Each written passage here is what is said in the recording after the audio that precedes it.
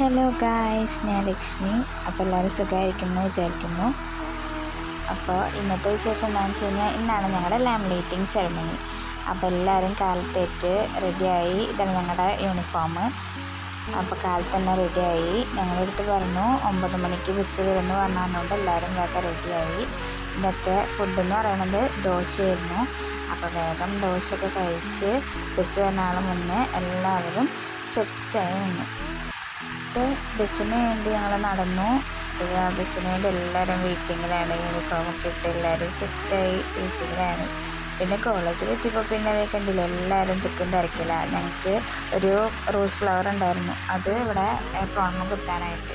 അപ്പോൾ സീനിയർ ചേച്ചിമാർ ഞങ്ങളെ ഹെൽപ്പ് ചെയ്തു. അവരാണത് ചെയ്യുന്നത്.